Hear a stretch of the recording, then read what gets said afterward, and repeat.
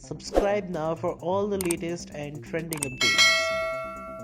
Big boss season 14 के हाल ही के eviction में शार्दुल पंडित हो गए घर से बेघर और रुबीना दिलायक को किया गया सेफ डिक्लेयर। लेकिन इन सभी के बीचों बीच शार्दुल पंडित ने रुबीना दिलायक पर बहुत बड़ी बात बोली है।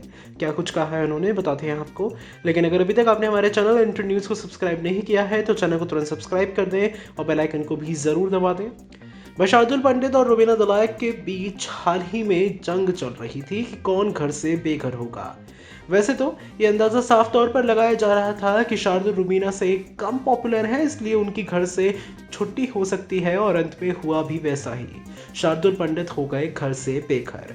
लेकिन इन सभी के बीचों बीच शार्दुल पंडित के ढेर सारे इंटरव्यूज हुए, और इन इंटरव्यूज के बीच एक इंटरव्यू में शार्दुल पंडित से रुबीना दिलायक को लेकर एक बड़ा सवाल पूछा गया। शार्दुल पंडित ने खुद इस बात की जानकारी अपने ट्विटर हैंडल के जरिए ट्वीट शेयर करते हुए दी। शार्दुल पंडित ने कहा कि आज हर इंटरव्यू में पूछा कि रुबीना दिलायक के साथ अनफेयर हो रहा है क्या। अगर अनफेयर हो रहा होता तो मैं बाहर होता, क्वेश्चन मार्क, हैशटैग शार्दुल बताएगा। यानी कि भाई शार्दुल पंडित ये कह रहे हैं कि उनके जितने भी इंटरव्यूज हुए हैं उसमें एक सवाल लगातार किया जा रहा है कि क्या रुबीना दिलायक के साथ अनफेयर हो रहा है। तो शार्दुल इस बात का यही एग्जांपल दे रहे हैं कि अगर अनफेयर हो रहा होता तो वो घर के अंदर होते और रुबीना दिलायक घर के बाहर होती शायद।